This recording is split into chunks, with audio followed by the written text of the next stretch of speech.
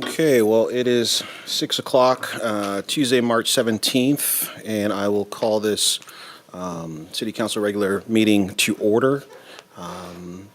Before we get started, we have the mayor and the city manager are excused absences, and Council Member Turner is also excused out sick.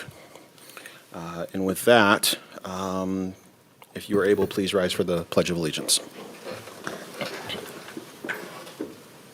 I pledge allegiance to the flag of the United States of America and to the republic for which it stands, one nation, under God, indivisible, with liberty and justice for all.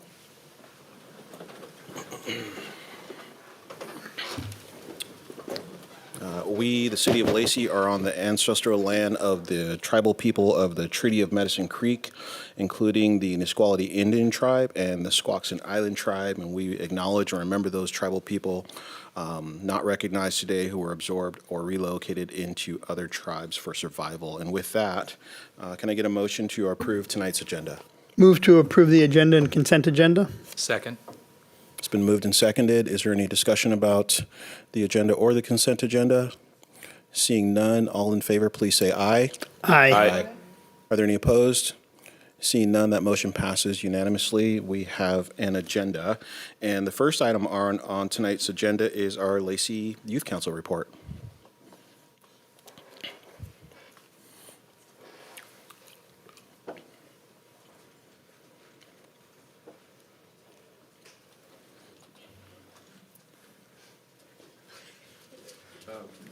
Hi, Council.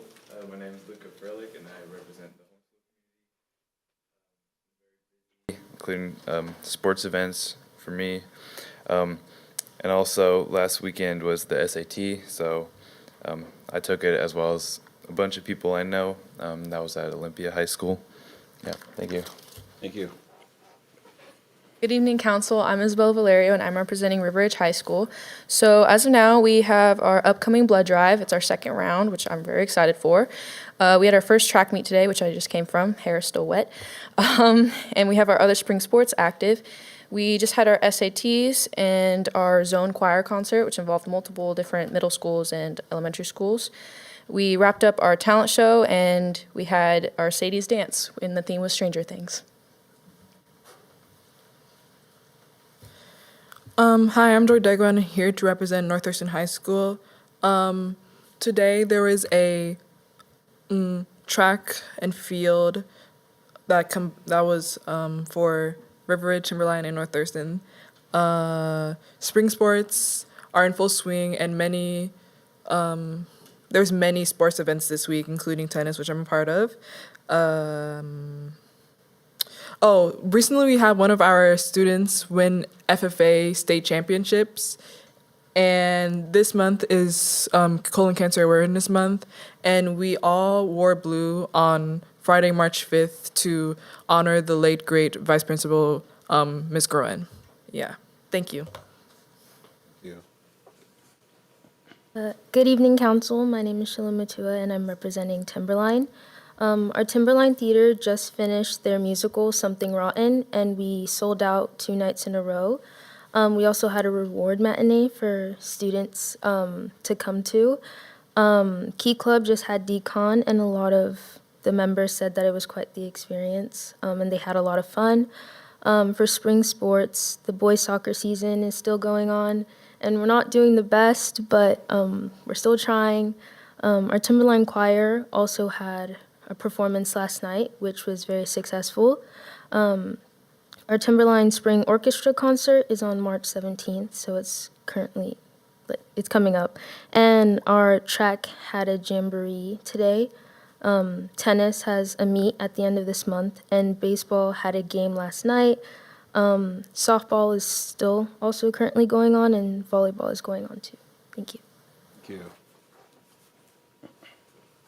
Hello, Council. My name is Henry Boy, and I am representing the Superintendent Student Advisory Council. Today, I had the very special honor to attend the Lacey Youth Council roundtable meeting, and we had a presentation, a short presentation about Lacey 101. So just like the fun things, recommendations that we have here in Lacey. And then we broke up into small groups. We talked about what kind of things we want to see around Lacey. And some things we came up with was we want to see more recreational stuff or activities. So like a water park. We want to talk about. We also wanted to see a ice skating rink. We also talked about how we wanted to see more restaurants. So restaurants and clothing stores, more outlets. I don't know. Yeah, I think that's pretty much it. Yeah. Okay. Thank you. Thank you. Thank you, Youth Council, for your reports. You guys are all doing amazing at public speaking, so good job. I also wanted to recognize our North Thurston Public Schools superintendent today, joining us today, Troy Oliver. Thank you for being here. Next on our agenda is proclamations. And today we have our Transgender Day of Visibility proclamation. City of Lacey official proclamation. Whereas Transgender Day of Visibility, founded in 2009 by Rachel Crandall, honors and celebrates transgender youth, individuals, and communities while recognizing the legacy of courageous leaders, including the transgender women of color at the Stonewall Uprising in 1969, who advanced the movement for equality and justice, and whereas this day recognizes the accomplishments, resiliency, and contributions of transgender, gender nonconforming, and non-binary individuals, while raising awareness of the ongoing work needed to eliminate discrimination, harassment, and violence based on gender identity. We celebrate the many ways transgender Americans contribute to every facet of society, including serving in the military, building businesses, raising families, sharing their stories, and strengthening our communities. And whereas despite progress, transgender, gender nonconforming, and non-binary individuals, particularly women and girls of color, continue to face disproportionate rates of discrimination and violence.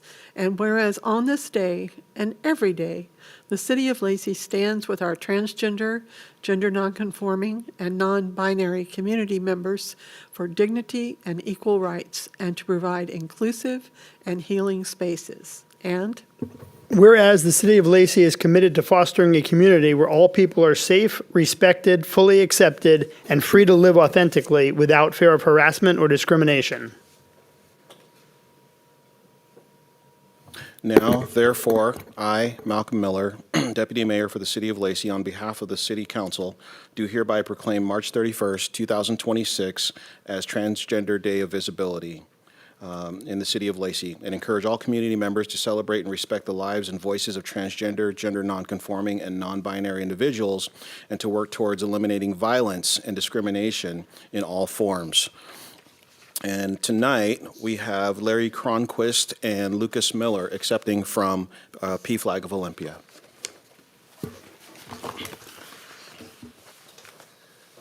Wait. Just present this with you. Sure.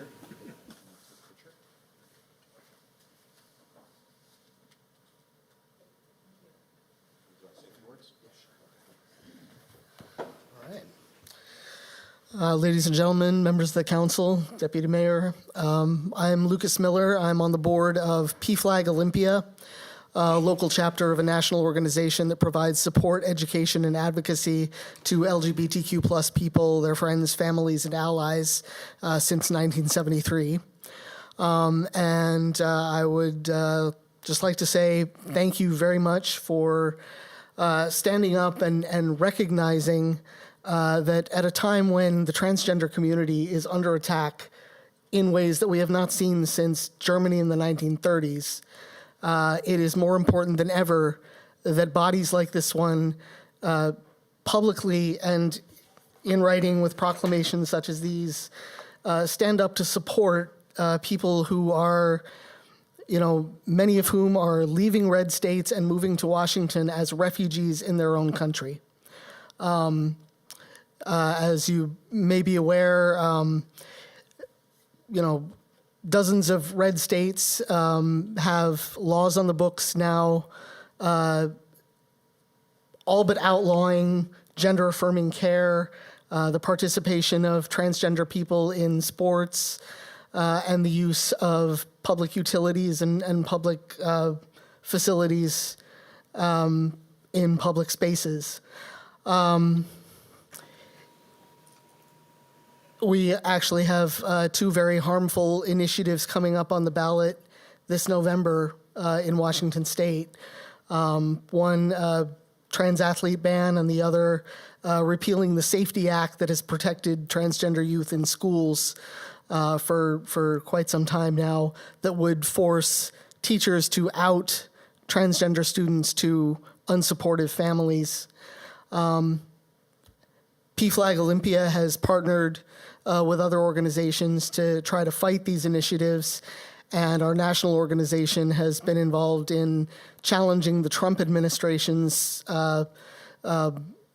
harmful measures trying to deny life-saving gender-affirming care, especially to transgender youth. But, you know, it's not only transgender youth that are in the line of fire right now. Some of you may be aware that a couple of weeks ago, over 1,000 transgender Kansans woke up to discover that their driver's licenses had been invalidated overnight. You know, this is a move against the entire community, and it will not stop there. So, once again, it's very important that elected officials such as yourselves, you know, stand up and speak up for a community that, you know, is very much under attack right now. So I really want to thank you for declaring March 31st Transgender Day of Visibility, because right now visibility is our best weapon and our best defense. So thank you very much. Thank you. The next item under our agenda tonight is public comment. And it looks like we have two people signed up for public comment. Are there any people online for public comment? None. Okay. And were there any written public comments? None. Okay. So first we have Sandra Curry Lewis. So just if you would just please state your name and the city that you are from, and you'll have about 3 minutes. Perfect. Thank you very much, council members, for your time. My name is Sandra, and I'm from the city of Lacey. I'm a registered nurse, and I'm the founder of Ground Zero Outreach here in Thurston County and in Lincoln County, Oregon. Thank you for the opportunity to speak tonight. Some of you were introduced to our work last week through our vice president, my dad, and I appreciate the opportunity to speak with you guys directly here tonight. I just wanted to give a little bit more information about who we are and who we are developing into within the community. We exist to meet people where they are, particularly individuals experiencing homelessness, substance use disorder, and those that are overcoming barriers to accessing care.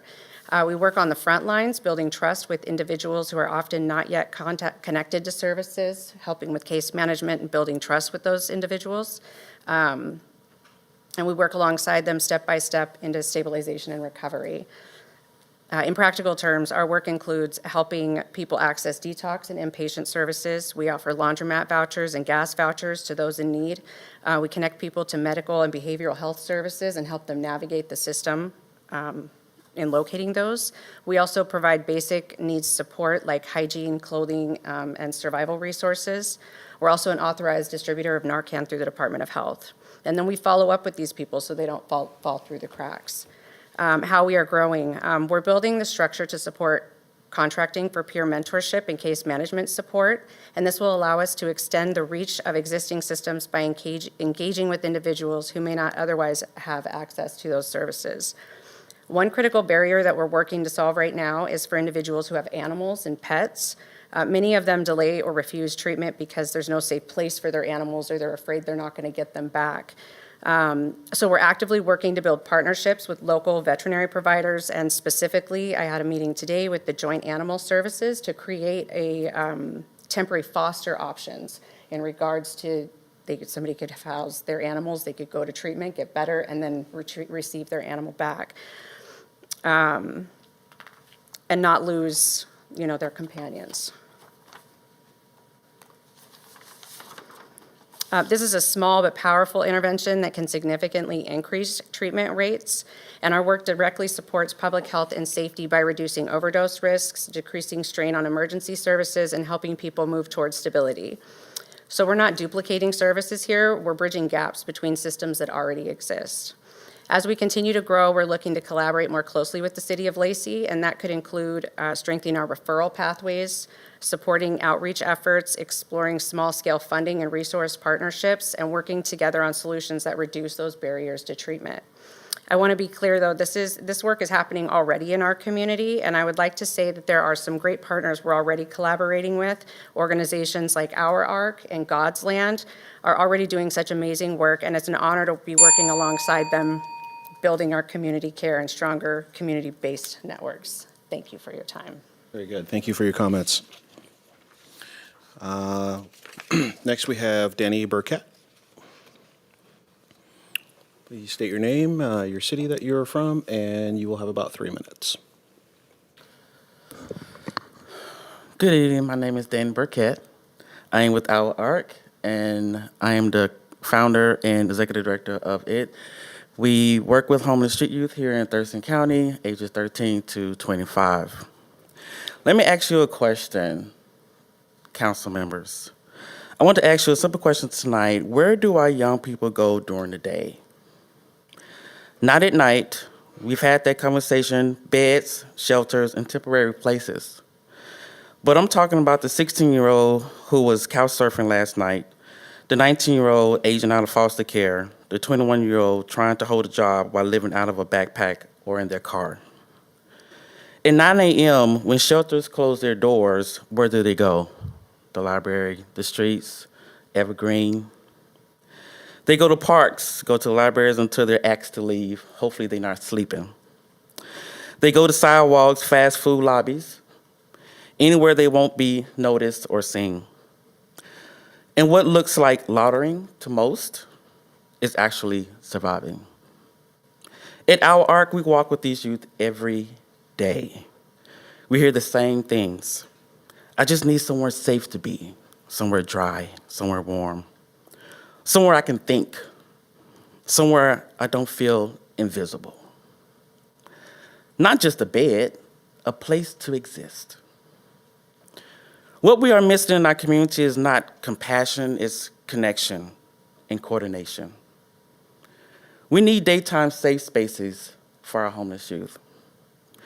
Places where youth can come and rest, eat, shower, receive mentorship, apply for jobs in a safe place, and finish their schoolwork.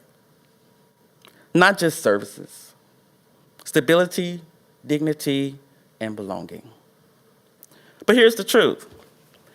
Government cannot solve it alone. Neither can a nonprofit solve it alone. This requires a community movement. We are calling on churches to open their doors during the day, not just for Sunday, but for sanctuary. Rotary clubs and civics groups to adopt sites, fund meals, provide mentorship, and stand beside these young people who are in need of your guidance, your leadership. Local businesses and residents to become part of a network of safe, supported places. Imagine this. Instead of youth being pushed from place to place, they are welcomed into a network of care. Instead of being seen as a problem, they are seen as potential. Tonight, we ask for your partnership, not just funding, but leadership. Help us create a daytime shelter strategy, a faith and civic coalition, and a community-wide call to action. Because the question is just where do they sleep? It's where do they belong? Thank you.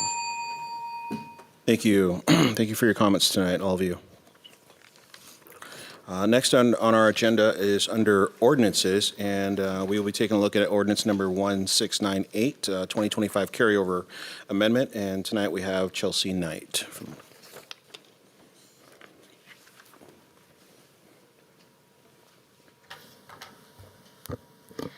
Hi, good evening, Deputy Mayor and Council. I'm Chelsea Knight, Deputy Finance Director. For your consideration this evening is the 2025 carryover budget amendment ordinance. This is our first amendment of the year. This is limited to projects, priorities, and initiatives that we weren't able to complete in 2025. And so we're looking to finish that work in 2026 for the council and the community. And to do that, we need those budget appropriations move forward into this fiscal year. This amendment is $34.2 million across all the related funds. I do just want to call out that the staff report that was originally published had an outdated total on there, so there is a new one. It's on the website, but I also have printed copies if anybody needs one. Essentially, there was a $174,000 change between the two documents. Most importantly, though, Exhibit A and the ordinance itself were accurate as published, and that's where all the details are for this amendment in that Exhibit A document. We also reviewed the major highlights during the work session last week, and so basically I won't go over much of the details, but if you have any questions, I'm happy to answer those. And so staff recommends for council to adopt Ordinance 1698, authorizing the 2025 carryover budget amendment. I would move to adopt Ordinance 1698, amending the 2026 budget to reappropriate 2025 budgeted amounts for projects not completed in 2025. Second. It's been moved and seconded. Is there any questions or comments? Go ahead, Councilman. Just one really quick comment. I wanted to just say congratulations. When you introduced yourself, you obviously have a new title, so Thank you very congratulations. much. I appreciate it. Any other questions or comments? Okay, seeing none, all in favor of approving this ordinance, please say aye. Aye. Aye. Are there any opposed? Seeing none, that motion passes unanimously. Thank you. Next, under ordinances, we have ordinance number 1699, the repeal of social card prohibition. Looks like our Assistant City Manager, Shannon Kelly Fong, will be presenting. Good evening, Deputy Mayor and council members. I'm glad to be here this evening with you all from a different vantage point here. So this is a first time giving a presentation over here, so please bear with me. Just to start off, the recommendation tonight is to move forward with adopting Ordinance 1699, which would repeal Chapter 5.06 of the Lacey Municipal Code, which is social card games prohibited. For some background, the council has reviewed information on gambling taxes at several of council meetings, including this August meeting where was discussed was the statutory framework for gambling taxes, particularly taking a look at social card games and punchboard and pull tab tax rates, taking a look at the current gambling tax rates, including ours, the state maximum rates, and then potential options that are available to the city council, and an analysis of comparable cities statewide for social card games and punchboard or pull tabs. And also took a look at what the potential revenue for all of the above options could be for gambling taxes. At the January 13th meeting, the council provided the following direction to city staff, and one was to return with an ordinance repealing the prohibition on social card games, and that is what Ordinance 1699 would do. The other was to continue to monitor social card game taxes and to consider increases to pull tab taxes at a later date. And there was also some additional questions that had come up during that meeting, and so provided in the staff report some answers to those questions, and I'll briefly go over those really quickly. And then some updated information too on pull tabs specifically. So really quickly, in the packet, what you find is some information on some of the questions that were asked at the last work session, including the number of social card game rooms statewide. This was a question of, what kind of fluctuation have we seen in recent years? And what we can see is there has been some fluctuation, but the number has remained relatively the same, going from 43 in 2019 to 41 in 2024. There was also a question of how many entities in Thurston County, and Lacey specifically, offered pull tabs. Again, there are some fluctuations in some of the numbers, but consistently around 50 licenses were listed for 2024. And of those, 43 were commercial and 7 were nonprofits. Finally, there was a question about an example of social card game tax rate increases if they had been applied in previous years. And so what we've provided here in Table C is just an estimate using the current rate of 7.5%, but then also if the rate had been 8%, 9%, and 10%, what that projected net income or loss would have been based on the information that was available. There was also some questions that came up with pull tabs and an opportunity to provide some clarification on some information that was provided. So upon further review, the option that was previously presented to the council to increase the punchboard or pull tab rate to 10% was incorrect, so I do want to clarify this. State law does distinguish between gross receipts and net receipts. So gross receipts refer to the total amount taken in by selling tabs, whereas net receipts refer to what remains after prizes and costs. And so when taking a look through this again, what we found was that the max rate per state law for gross receipts is 5%. The max rate for net receipts is 10%, and that lies the distinction between the 5 and the 10%. So doing some research on this, by state regulation, most pull tab games must have a total prize payout of at least 60% of gross receipts for each of the series sold. So that means that for every $100 that they take in, at least $60 needs to be paid out to those who are playing. That means that the maximum theoretical gross profit is around 40% of gross receipts. However, it's really not likely to be close to 40% of a profit just based on, purchasing the game itself and then any infrastructure that needs to go into providing the game. And so when you take a look at Table E here, it's just doing a comparison of gross versus net receipts. And what you can see is that example 2 is where there's a profit margin of 50%, and that's where you can see it being the same of a 10% rate with net receipts versus the 5% rate of gross receipts. So staff's recommendation is not at this point in time to consider increasing or changing to net receipts. But if the council does want to consider a gross receipt change in the future, that is something the council could do and increase it by 1%, from 4% to 5%. And just an update information on that, like I was mentioning, the council could increase the gambling tax from 4% to 5% of the gross. And what you can see is that for every half a percentage of a rate increase, this would increase revenues by around $5,000. So in total, that would be a $10,000 increase. Also, just want to point out that we also updated Table F based on this information to show what is likely net receipts versus gross receipts, which it did not make the distinction last time we reviewed this information with the City Council. So again, we're here for Ordinance 1699, which would be repealing social card games, which is Chapter 5.06 of the Lacey Municipal Code. And the recommendation is to adopt Ordinance 1699. I'd be happy to answer any other questions that the City Council may have on this topic. Move to adopt Ordinance 1699, repealing Chapter 5.06 of the Lacey Municipal Code, social card games prohibited. Second. It's been moved and seconded. Let's get into some discussion. Go ahead, Councilman. I just want to say this is one of the things where sometimes, and a lot of the questions that we had were, does anyone, want to do this stuff? But actually getting some public feedback was actually rather surprising, and I thought that was telling, because only a very small amount of information that I think we get put out reaches the people who could be interested, and so I think that's telling that there is opportunities there for these things. So. Yeah, I noticed too that we got some good mail on that, and people said, if you guys do this, I would be interested. One of the things that I was thought about or concerned about was, how much we're going to concentrate in one area. How many card rooms are we going to allow in, Northeast Lacey and Midtown Lacey? I don't know if South Lacey is going to be affected or hit by this, but I didn't know if we had in this ordinance, or maybe we'll do it in the future, talked about, zoning and concentration levels at all.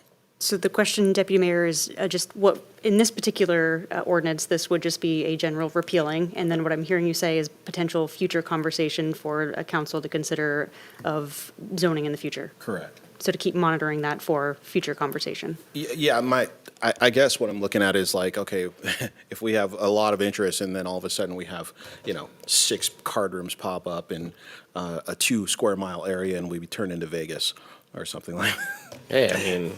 There's 41 in the state. I don't think it's a big concern. I don't think it's a big concern, but I just want to make sure that that's a conversation that we have in the future. That makes sense. Go ahead. Just curious, under our current zoning, is there any, because they were prohibited, I'm assuming there is nothing in our zoning for where they could or couldn't be.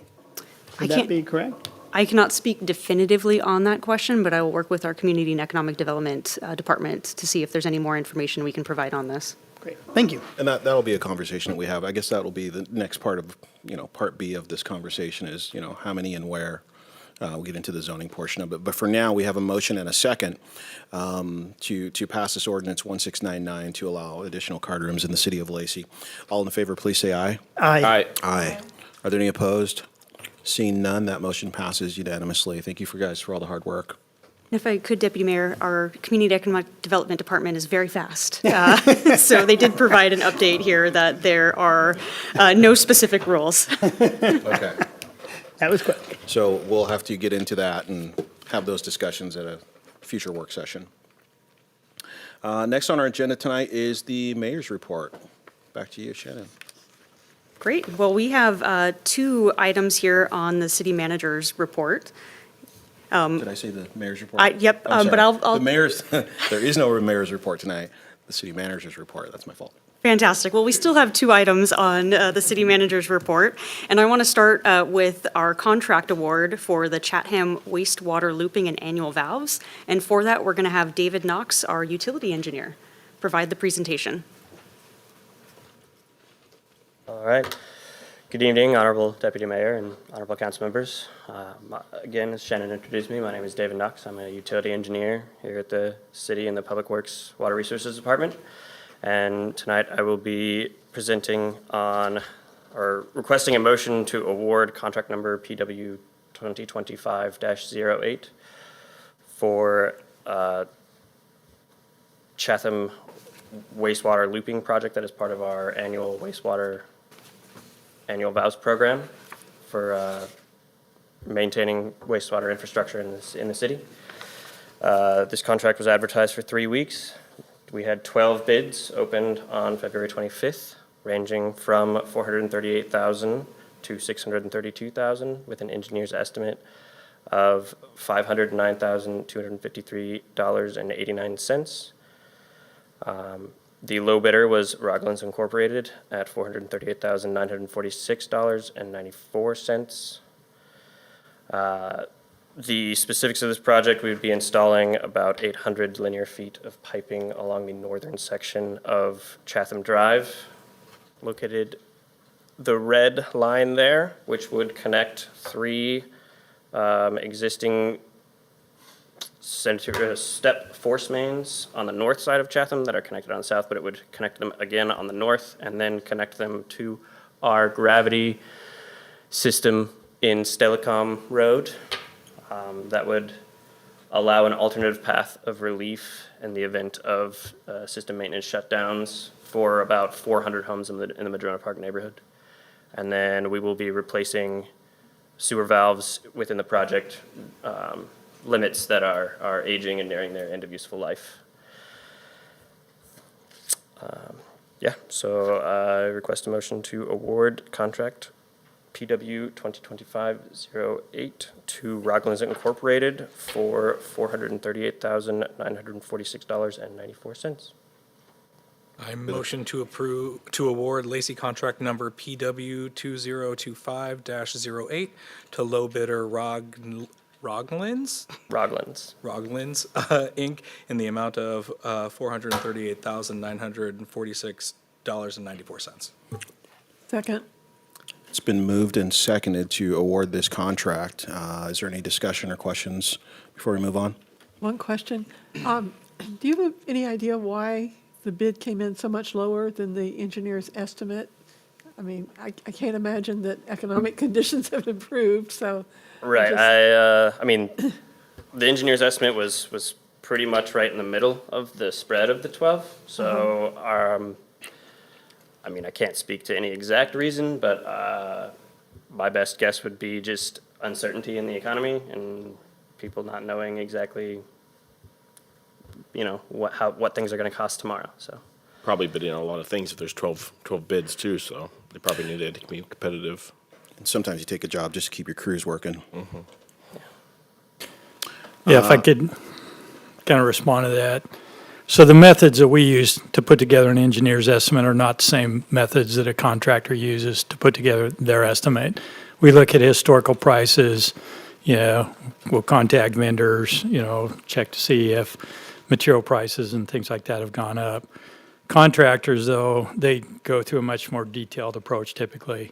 They crew it out, they've got their labor rates, their Benny rates, their production rates, their equipment costs, so they do a much more detailed estimate. So they're two different methods to come up with the numbers. Okay. Are there any other questions or discussion items before we move to a vote? Okay.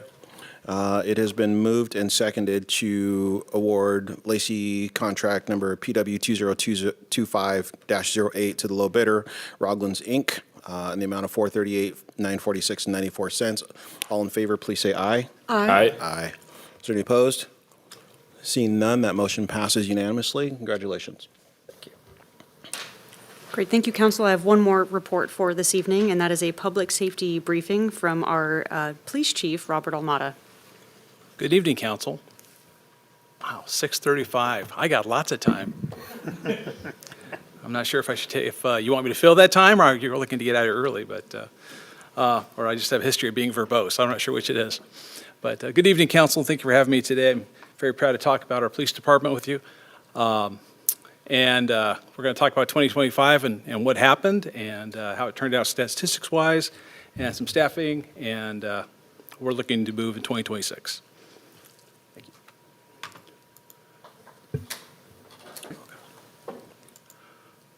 Okay, now. There we go. Okay, we're going to talk about staffing and diversity and overview.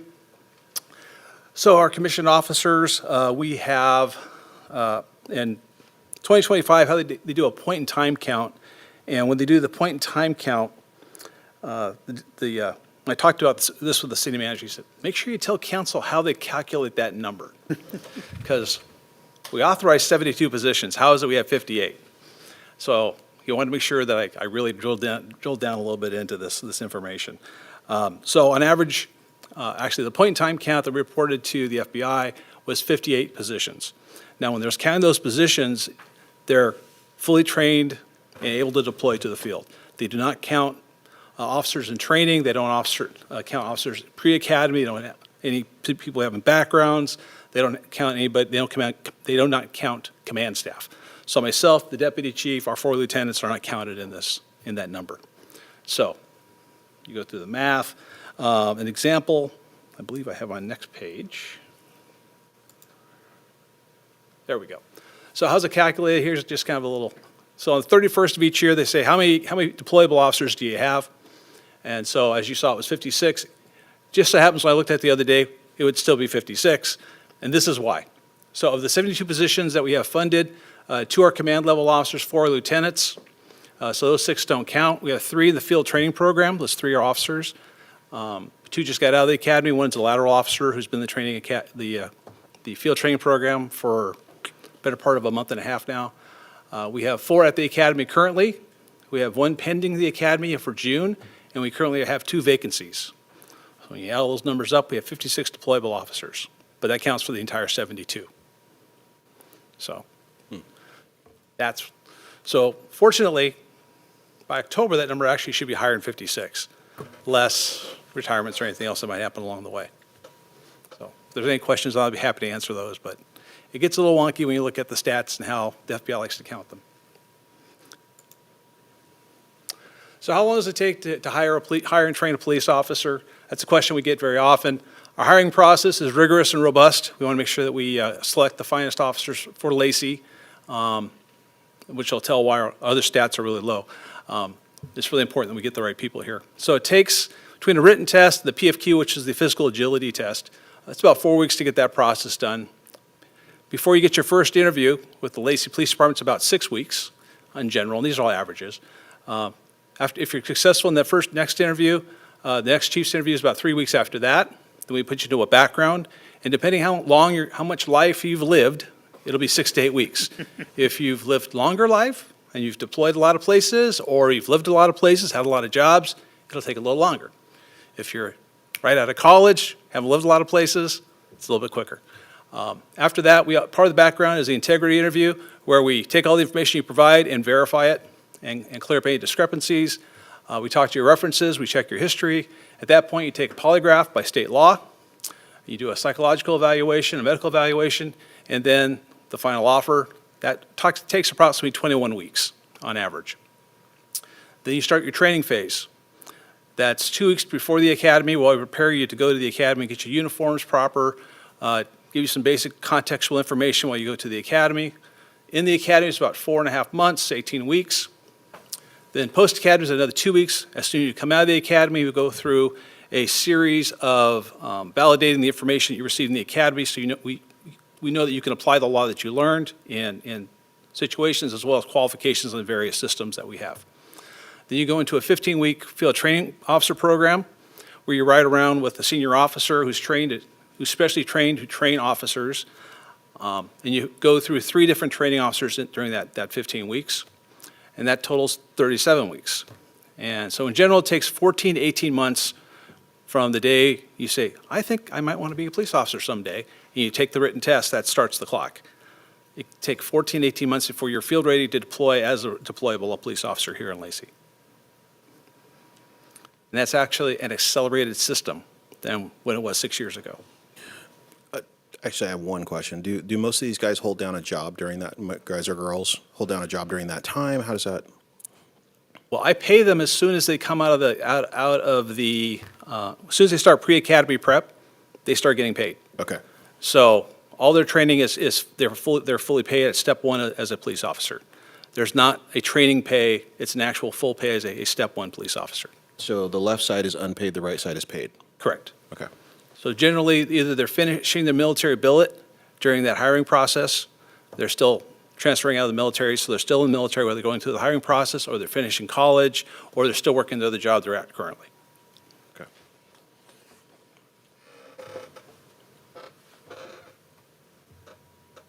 Okay. Question might come up, why do you have 4 lieutenants? That's why. They do a lot of stuff. And that's mice type, I know it is. Sorry about that. But we have a lot of programs and projects going on at the police department that we're required to do by state law, as well as part of being a modern police department. And so we divvy those projects out, both to make sure they're done properly, but also to develop our newer command team. We have 2 relatively, well, my really senior commander just retired last December. And we just brought on our newest lieutenant. So my most senior lieutenant has 3 years. My most junior lieutenant has, it's March 17th. He started January 1st. So he's got just over 2 months under his belt. So we give them the projects and programs to develop them under the guidance of myself and the deputy chief. And the deputy chief has a whole bunch of roles on that as well, and then I'm responsible for everything. So there's a lot going on at the police department that we're responsible for to make sure everything is done properly.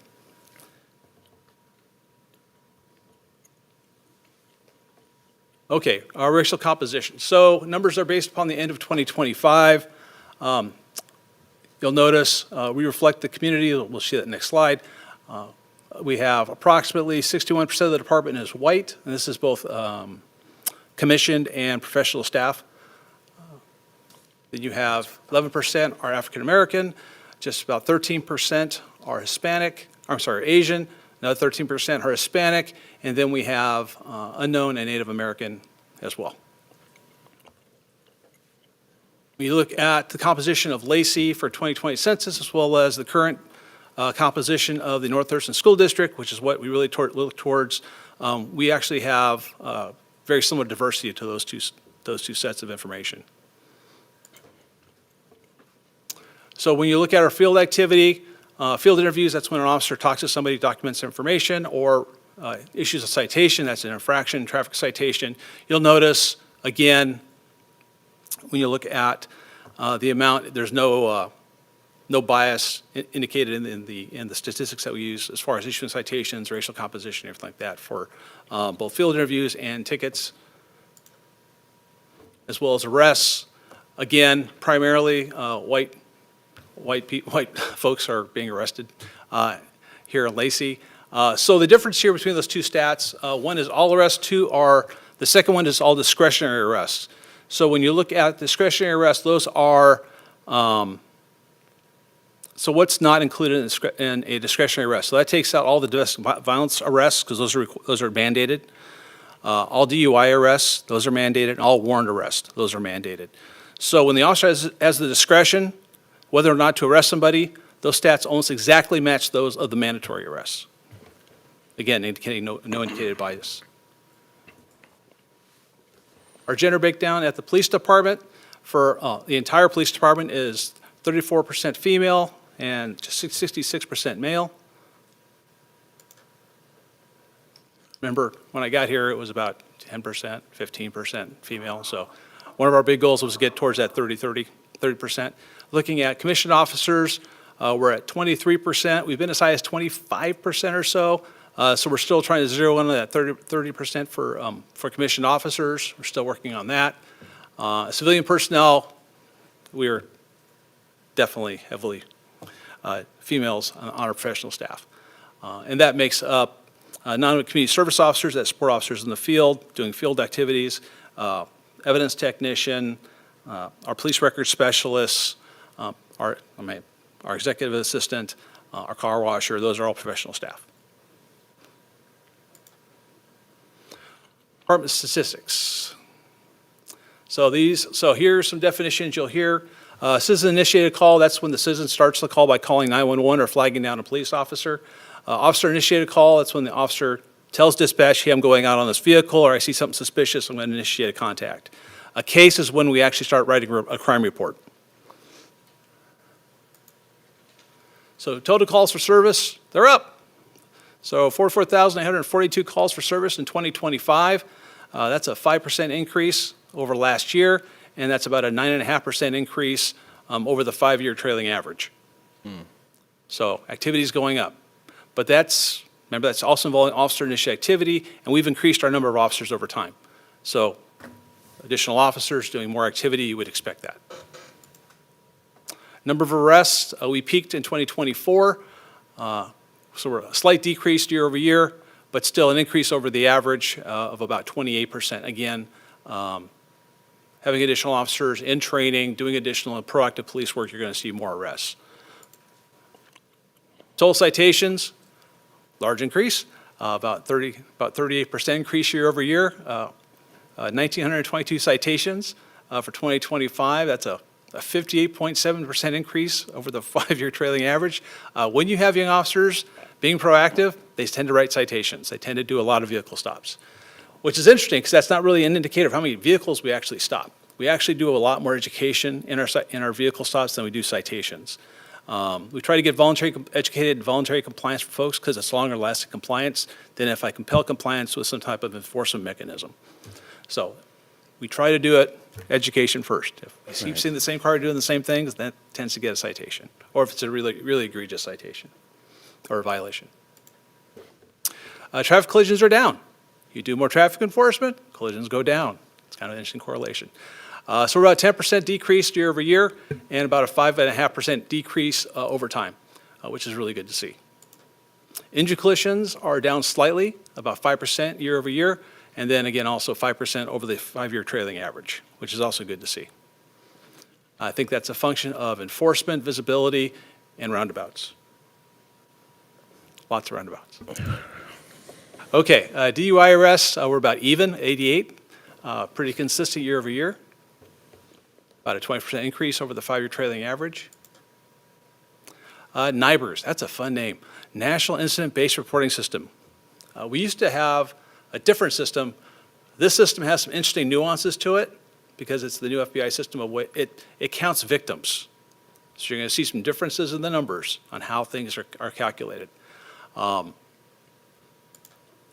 Okay, our population, as you well know, our population for last year was 60,380, a slight increase over the 6,210 of 2024.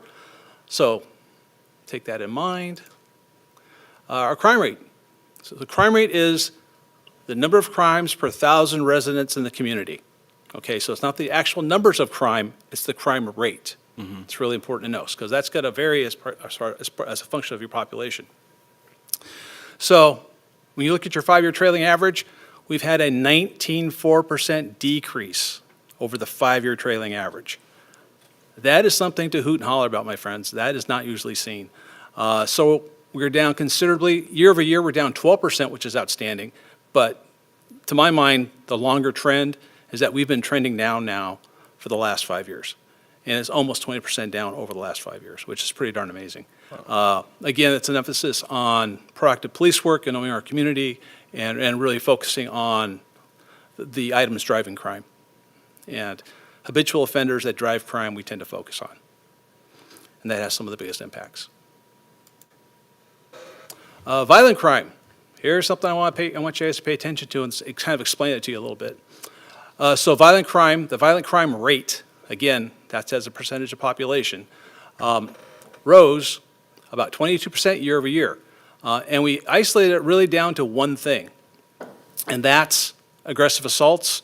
It has to do with the number of victims. A lot of our aggravated assaults involve multiple victims. So whether it's a bar fight or domestic violence incident where there's one perpetrator and several victims in the family who get assaulted and aggravated assaulted, that'll cause that number to jump. So we did a little bit of analysis on that. That should be in the next slide. All right. Here we go. No, it's not on the next slide. Sorry about that. Okay. Sorry, it's not on that slide. But we looked at it, and about 80% of the incidents had multiple victims on it. And it ranged anywhere from 2 to 3%. Thank you. I'd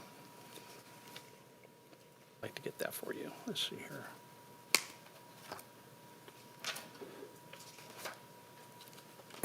So it sounds like one incident, multiple victims can drive the numbers or the stats up. Yeah. So one good bar fight where a lot of people have an aggravated assault will definitely drive your numbers. What we saw in the 81 incidents, or 80, we had about 80 incidents or so that involved multiple victims. They tend to go from 2 to 4 victims.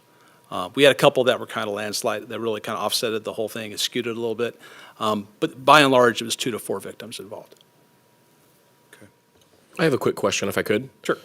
So I know, obviously, population is based off the city limits. Are these statistics based off just what happens in city limits, or what if you guys get called, into a Thurston County or an Olympia area? Would those fall under? It counts towards their statistics, not ours. Okay, just making So sure. even if a Lacey officer responds, like say, sometimes Olympia gets busy on a disturbance, a public order disturbance downtown, we'll take over their south side calls for them. It still reflects on their crime stats, not ours. That's just mutual aid. And then the UGA counts on the sheriff's stats? Yes. Definitely. Robberies are way down. 50% decrease year over year. Again, it's small subsets. We were talking about this earlier, Councilmember Greenstein. Small data sets tend to show large sways in percentages. Again, this is getting to be a very small data set from where it once was. But still, we've seen a remarkable decrease over time, over 34%. Forcible sex acts are down as well. That's 4 categories: rape, sodomy, sexual assault with an object, and fondling. Those are down over time of about 16%, and 20% over the 5-year trailing average. Here's our aggravated assault slide. That's what I wanted to show you.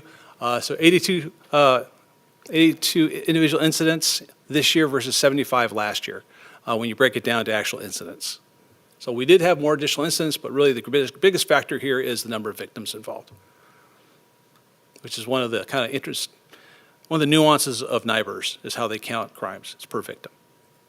So in the method before this, then it would have counted just the number of incidents, not the number of people. It was just number of incidents, and it was the most aggravating crime. Here it's kind of that way, but with some nuance to it.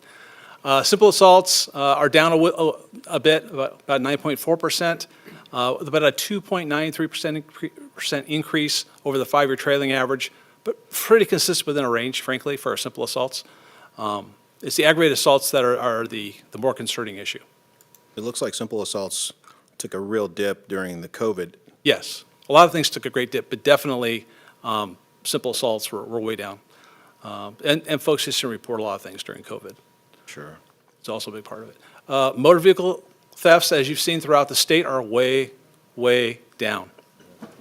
We only had 64 stolen cars last year. As opposed to 2022, we had 271. You might say, gee, Chief, what happened in 271? Or it happened in 2022. That's when we couldn't chase anybody statewide. And that caused an explosion in stolen cars, frankly. And so what happened in 2023, we brought pursuits back, and over time, that number started coming down. And so the fact that law enforcement throughout the state of Washington can conduct pursuits had a very large impact on this number. So coincidentally, I'm on the state board for auto theft prevention. It happened to go down when I joined. I don't think there's a correlation, but it just kind of happened. I started on a sweet time, so I'll take it. Take the credit. But anyway, but it's down about 40. I just think it's funny. It's down about 46% over year over year, and then 66% over the 5-year trailing average, which is just tremendous. Really happy to see that. Burglaries as well, way down. This is both commercial and residential burglaries are way down. We started seeing this decrease last year after the peak in 2023. And again, this is really working on habitual offenders. As you know, our PROACT team that we work called CERT with Olympia and Tumwater really works on folks that are engaged in this kind of activity, and it's having a big impact. So I don't want to sound like I just asking this question is going to make me feel kind of dumb, but I don't really understand the difference between robbery and burglary. Oh, that's okay. So robbery is the taking of properties in force or fear. Burglary is entrance into usually a structure to commit a felony or steal. Okay, so robbery is from a person or using force or fear. Using force or fear from, like, if I run into you on the street or whatever the case may be. Well, yeah, you can do a street robbery. You can do a residential robbery. You can do carjacking. You can do all, if you use force or fear, if I got a gun and a knife or I just scare you and you feel threatened, that's a robbery. Okay. Right. So like say I'm doing a petty theft, right? I'm at one of the local stores, I steal something and a loss prevention agent goes, hey, don't take that, and you punch the loss prevention agent, that's now a robbery instead of a petty theft or a shoplift. But anytime you use force or fear, now it becomes a robbery if you're taking property. Burglary just means that you entered a structure with the intent to commit usually a property crime of some sort. But it could also be any felony. It could be an arson, it could be burglary can also be an adjacent crime. Burglary is more damage. Burglary is more taking of stuff. Taking of stuff. Yeah, without force or fear. Without force That's or like fear. when someone goes to your house and you're not home, or someone breaks into your store when you're not there. Okay. And then it takes something. Thank you. In very, very general terms. Okay. Larceny, that's just taking of stuff. There's so many categories of larceny, it gets kind of ad nauseum. But this is 8 categories, the big ones: pocket picking, purse snatching, shoplifting, thefts from a building, like an open building. You walk into like an open building and steal a purse off a desk, that kind of thing. That would just be a theft if it's open to the public. Theft from a coin machine, theft from a motor vehicle, leave your car open, or say it's convertible. I know it's Washington, but still, say it's convertible, and the top's not up, right? You take something out of the seat. Theft of vehicle parts. You take the spare tire off a Jeep, that kind of thing, and all other thefts. There are just tons of different subcategories. Those are down 16% over last year, and we've seen a decrease of approximately 24% over the last 5 years. So again, really working on and focusing on habitual offenders really is having a big impact for us. That's going to go away. I'm going to be this closer. Okay.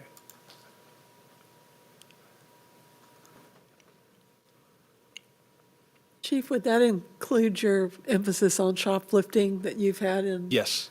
various big box stores? Right. So our community resource unit on a monthly basis does a focus on one of the major retail outlets here in town, and we work with their loss prevention teams to really focus on shoplifting and retail theft. And they've been very effective in doing that. Okay, destruction of property again is down. About 13% year over year and about 19% over the 5-year trailing average. A function of that is really focusing on intervention with juveniles engaged in this kind of a behavior. We've seen a lot of the parks trying to mark up the parks a bit. Our crews at the parks have been very good about documenting it with their phones. We can identify the person who did it, and we can kind of figure out pretty quickly and then do an intervention with that youth, either through school resource officers or general patrol officers.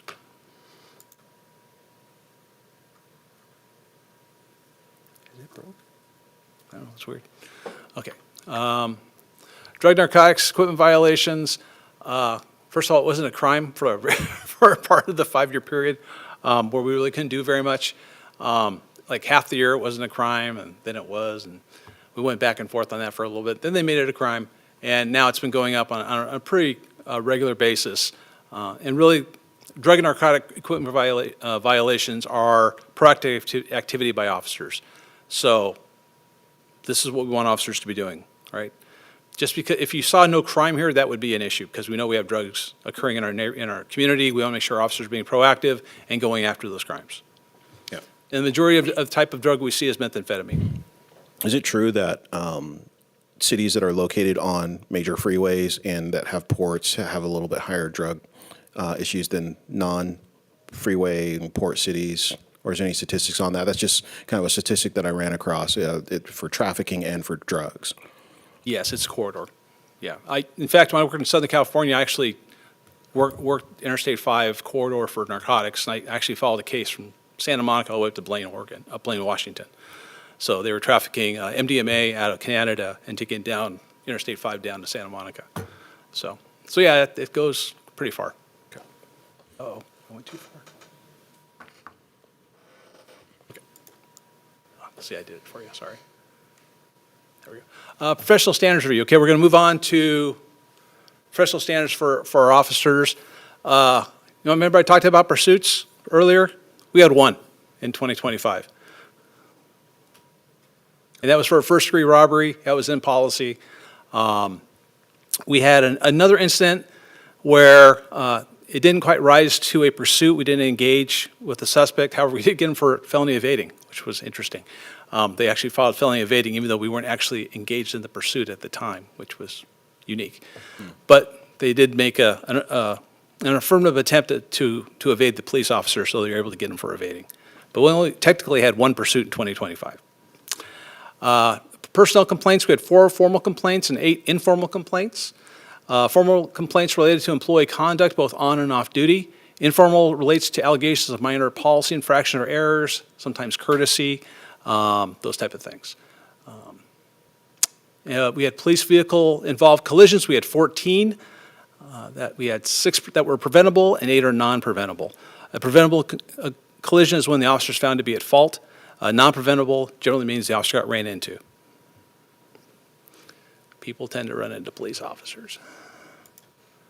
WADEPS. If you have not heard of WADEPS, it is the Washington State Data Exchange for Public Safety. And what that is the state through Senate Bill 5259, signed into law in 2021, went into effect last year.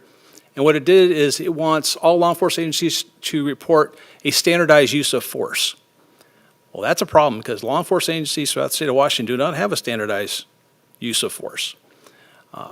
Whereas we're very strict on how we document force, now we investigate our uses of force. Other agencies say, well, if there's no injury, no harm, no foul, we're moving on. There's nothing to investigate. What WADEPS is an attempt to try to equalize across all agencies and get everyone to report a level of use of force. And the criteria they're using are fatalities, uses of force resulting in fatalities, great bodily harm, or substantial bodily injury during an interaction, discharging or pointing a firearm at a person, using a chokehold or vascular neck restraint, deploying a taser, pepper ball, or less lethal munition, striking a person with an impact weapon, that can either be with a baton or with a projectile, a less lethal projectile, using a vehicle to strike a person, deploying a canine, right? Then there's another category. But those are the criteria that they want reported. So under that standard, we had 5 reportable uses of force, of 2 of which were launching of a 40 millimeter launcher impact weapon. That's the blue nose impact. Then we had 2 pepper ball deployed into a vehicle, and we had 1 impact strike. That was either a punch or a knee, one of the 2. So each use of force technique is reported per officer using the technique. For example, Officer A uses a 40 millimeter launched projectile to break out a car window of a barricaded suspect. Officer B then launches a pepper ball into the vehicle where the window was broken out to get the suspect to leave the vehicle. Suspect then surrenders without further incident or the need for additional force. That would create 2 separate WADEP reports under the criteria. So it's not per incident, it's per officer and per technique used. So under that criteria, we had 5. So under our standard, we had 48. which again, remember we had 44,000 incidents. So really, still a very small use of force as a percentage of incidents that we were involved with. So of those 48 incidents of uses of force that occurred, remember, whenever we have something meeting any of these criteria, that requires full documentation, review by a supervisor, investigation by a supervisor, review by our use of force cadre, and then by command staff to make sure that the technique was used properly, was it effective, and did we follow our policy. So of the 48 incidents that were reported, 58 techniques were used, including 15 times we used the wrap, which is a physical restraint device where a person is put into a seated position in this restraint to prevent them from hurting themselves.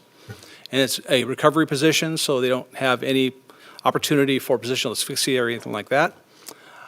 24 takedowns to the ground, physical force. That's our greatest use of force, frankly, is we tend to take people to the ground, hold them to the ground while we handcuff them.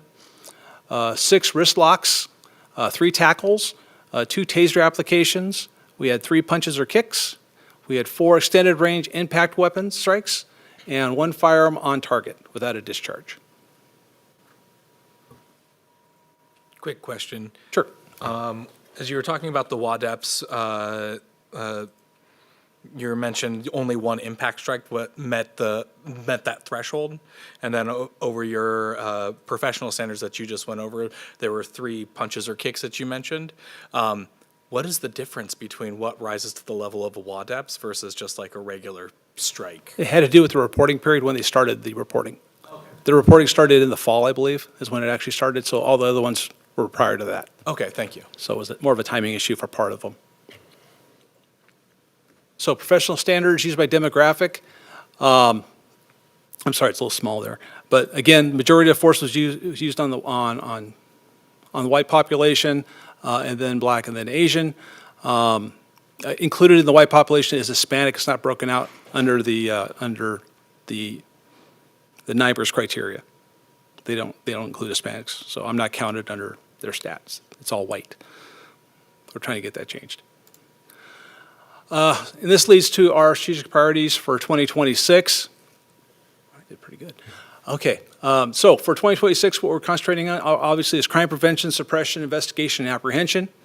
Our new building is going to require new procedures and standards, how we do stuff, how we load out the car, how we get our equipment, how we brief, how we move about the building, how people are accountable within the building, all those kind of things. So we're working on those standards even now. Enhancing and promoting our culture of excellence and service. So that's kind of a funny one.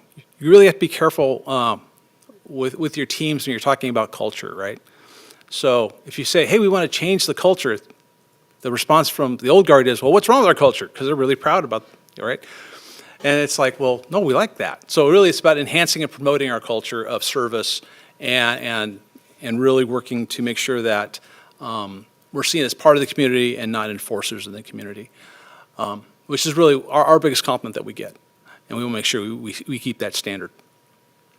And so succession planning and subject matter expert development, as I said, we've had some retirements over the last 6 years.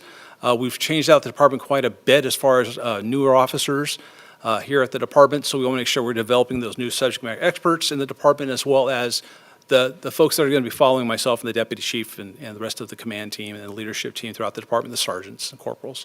So we have that next round of leadership to keep on going internally. And then we work, of course, always on recruitment, retention, and wellness for our officers. We do a lot of recruiting and retention, obviously. Wellness, we really have a large emphasis on wellness, both from an emotional standpoint and physical wellness. I've spoken to the council a couple different times about the tolls this job will take on just the cardiovascular system, for example, between sleep pattern disruption, cortisol, adrenaline, all those kind of things really tend to disrupt your coronary system. But also on the behavioral side, it's important to have systems in place so officers aren't getting burned out. And so we recently also, on the physical side, we do Sigma Tactical Wellness, which helps to find coronary disease and police officers and get them the help they need. And then we also have Ready Rebound, which if our officers or employees are injured, gets them back gets the medical services and providers very quickly, so they don't have to worry about a lot of bureaucracy and bureaucratic paperwork. And then we just have a contract with First Responder Wellness, which is emotional behavioral support for officers and our employees, as well as routine check-ins with them if they're in critical details, such as if they're looking at objectionable material related to children, real violent crimes, all those kind of things. We'll make sure they're checking in. Our folks that do a body-worn camera redaction, I'm very concerned about them, frankly. They know everybody in the department, and they have to watch as people they know are being attacked by people in the field, verbally berated in the field, are in really dangerous encounters, right? And that can really take a toll on them. So I want to make sure that they're also taken care of. Okay, so that, as well as next priority would be complete our policy review and transition to the Lexipol standard. We've been doing this for several years, frankly, but it's kind of taken a while to get to where we need to be. The DC has really embraced this, and we have 4 lieutenants now that have also embraced it lovingly, and they're working on making sure that's right and correct and where it needs to be. So we're actually moving on pretty quickly on that, and we should be ready by November with that whole all that transfer to the Lexipol policy standard. Then finally, enhancing our professional staff capacity. And that, as I spoke about earlier, our body-worn camera redaction, that's kind of right now a sole person doing it with the other folks kind of helping when they can. And so we're really working on trying to find ways to fund an additional capacity for the professional staff. Because with the number of officers, right, remember I told you 56 in the field, right? Well, I'm going to have more when they get out of training. That's just that much more material being put through the back end, that's the paperwork and the body-worn camera and all that, all the casework and everything else. That's additional work that has to be processed. So I have to make sure that there's enough capacity in the professional staff to handle that. So that's something we'll be looking at. The city manager and I and Troy have been looking at ways to fund that. And there'll be more to follow on that later on. So, and with that, that's it. I got through all 43 slides. Any questions or comments for Chief? Thank you for the presentation. I did have one question. And before I ask the question, I'm going to say this just makes me so proud of our police department. But there was a mention of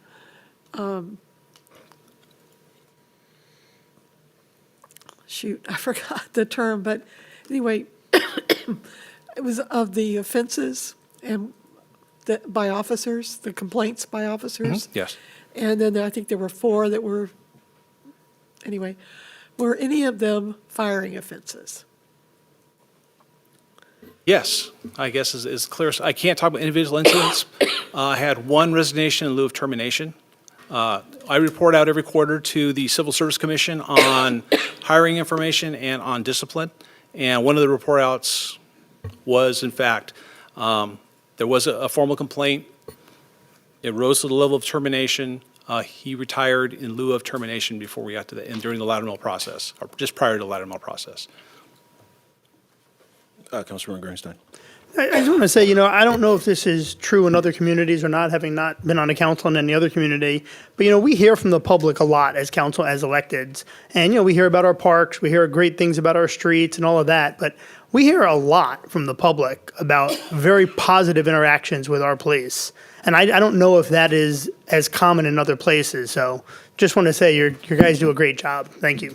Thank you very much. Councilmember Gunning. You kind of already answered this, but one thing that I had been hearing is that there was a little bit of a reduction in fentanyl, but methamphetamine had started to kind of make a comeback a little bit, which kind of scares me. But I was wondering if you have or the department has noticed any kinds of trends in the region, with that. So I can tell you that much like fashion trends come and go, drug trends come and go. And it tends to go opioids, stimulants, hallucinogens, weed's kind of always the underlier, marijuana is always kind of the underlier. And so it just kind of, it depends on where you are in the trend. We're not as heavy into opiates right now, where fentanyl was really, really big and heroin was really, really big. It's still around, I'm not saying it's not. But now you're starting to see more of the stimulants, the methamphetamine, the cocaine, that kind of thing.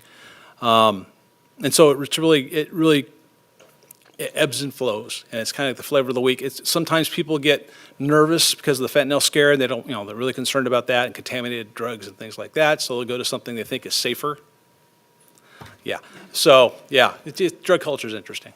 So you'll see these shifts over time to different drug trends.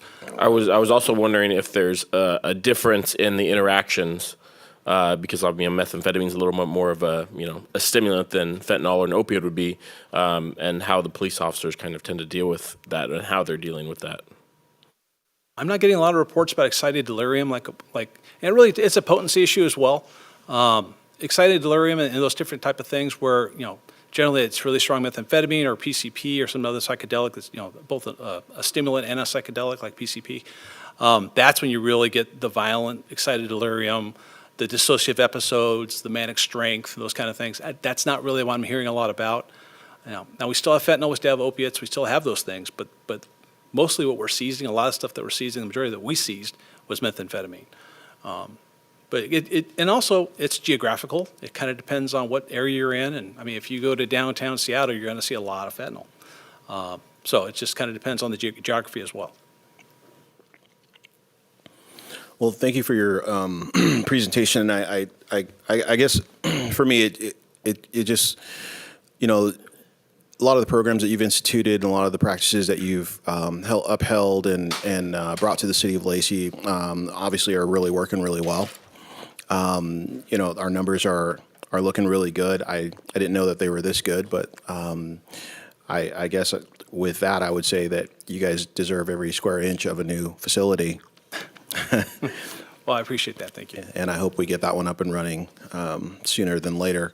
I also want to acknowledge and recognize our Deputy Chief, who is with us here tonight, and his new spot with the Washington State Justice Assistance Grants Advisory Committee. So congratulations to you.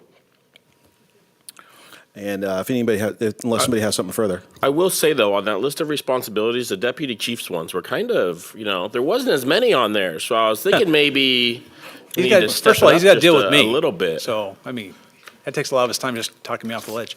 But also, he's in charge of all the lieutenants and all of operations. Everything you see happening on the operational level, he's handling. He's also taking on, he's trying to learn a lot about the budget, frankly, and doing a lot with the budget issues.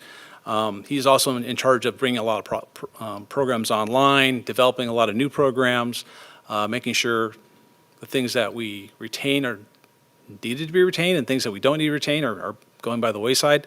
So he's also doing an awful lot with that. And frankly, he handles the majority of the of our bargaining with the bargaining units, and that's coming up this year as well. He is definitely well suited for his tasks, and I'm very, very happy to have him on board and be my partner. So I doubt there's any shortage of work to be done. Next on our agenda tonight is our council reports. And are you done with the city manager's report? I'm sorry. I am done. Thank you. Okay. Council reports. The mayor is absent, and I do not have a report. Councilmember Greenstein. No report. Councilmember Cox. One report. This is on the Lot Clean Water Alliance March 11th board meeting.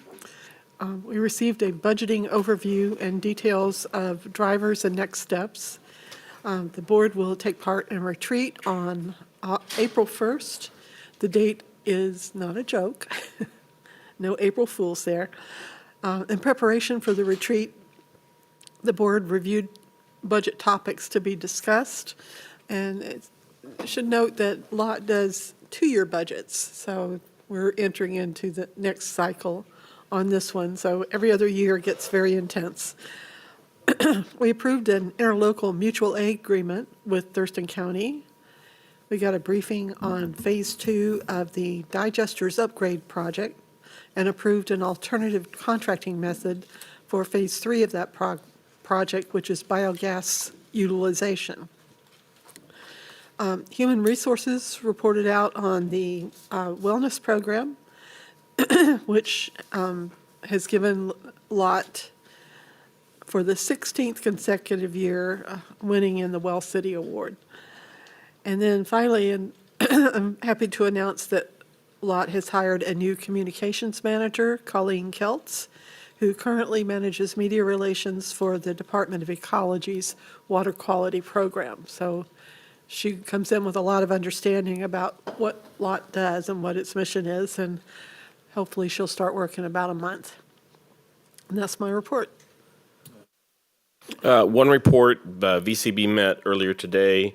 Mike Reed, formerly with Olympia, now with the port, gave a presentation on some land they have down at the port that they want to turn into a hotel recreation right next to the marina. They've entered into kind of an exclusive bargaining time period for that over the next 6 months. And we at the VCB put together or we're doing a draft letter of support for that, which I'm going to bring back to the city for review, just to see if they have any input on it. Not necessarily that the city needs to take any action on it, but I just thought it would be good that, we all saw it, we know what's going on. But it's a really interesting project they want to do down there and kind of turn Olympia into, a little more of a destination area, which could be good for everybody. So I'll have a lot more details over that. It wouldn't go in, they wouldn't be, finishing it probably till 29, 30. So we're a few years out. Okay. But it is a really interesting project. Next month, we won't be having a meeting. There's actually a tourism conference up in Vancouver, BC, that a few of us will be going to. Rick really encouraged me to go to that. He went to the last one about like 10 years ago and said it was actually a really, really good conference that they put on to hopefully bring some things back to the council and the region. So I'll report back on that next month. All right, thank you. Councilmember Sue. Yeah, I have one report from Orca. They will be meeting at Mountain View Elementary School next month to look at their new air quality monitoring system. And so that'll be new and exciting. And then the only other major thing was that they're talking about the asbestos cleanup fees increase, and that'll be proposed at the next meeting, and it'll be read up for adoption as part of a 2027 budget proposal for in May. Okay. And that's it. All right, well, thank you. It looks like we have reached the end of our agenda. We are also at the end of our legislative session, which was a short session this year. I would encourage all staff and community members to take a look at the different pieces of that session that have passed and not passed for, just basic community information. And if there's nothing further, I will call this meeting adjourned. And as usual, you keep it classy, Lacey.